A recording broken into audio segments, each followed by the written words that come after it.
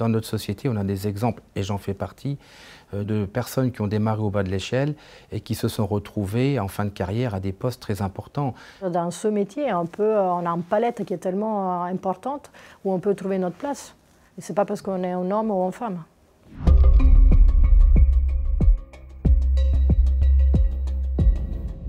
Le secteur du génie civil consiste soit à faire de la construction neuve de bâtiments bien sûr importants, voire de ponts, de grands ponts puisque c'était une spécialité française, soit de la maintenance de ces ponts qui prend de plus en plus d'importance au niveau national suite à l'accident du pont de Gênes en Italie, où il y a eu une prise de conscience, je dirais, nationale et internationale sur le problème d'entretien des ouvrages et de la maintenance des ouvrages d'art. Dans le génie civil, il y a une multitude de métiers.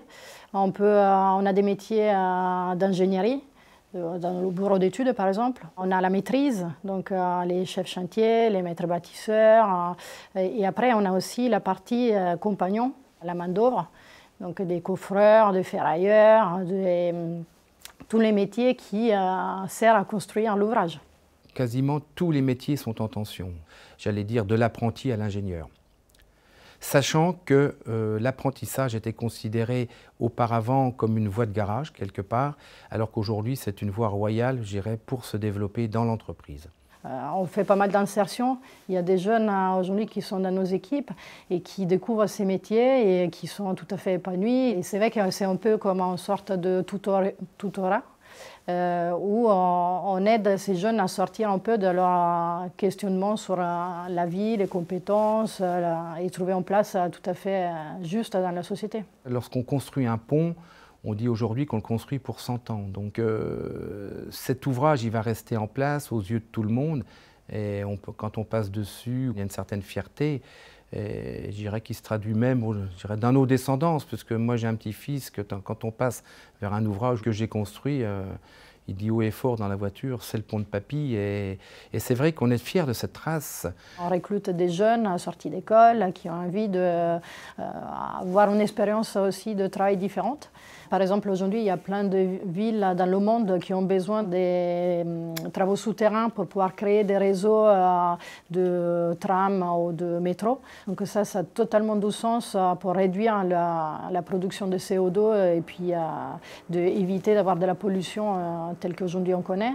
L'écologie et le renouvelable devient une des piliers quand même aujourd'hui de la construction. Notre profession aujourd'hui, et au travers de la digitalisation et de la numérisation, nous demande, je dirais, d'être à la perfection dans cette évolution, dans la transition écologique.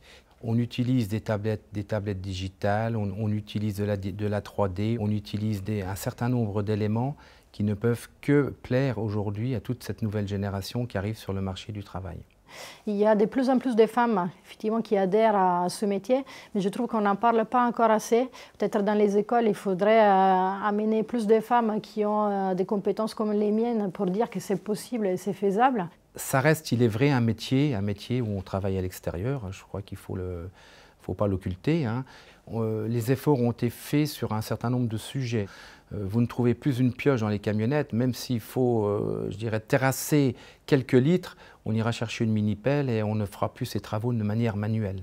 Ça n'existe plus. Là, on est sur le terrain, on partage avec des autres gens. J'ai trouvé extraordinaire de partager avec des personnes de l'entreprise qui avaient beaucoup plus d'expérience que moi et qui avaient des yeux qui pétillaient quand on me racontait j'ai construit tel ouvrage avec mes équipes. Ils avaient plein d'aventures à me raconter en France ou dans le monde entier.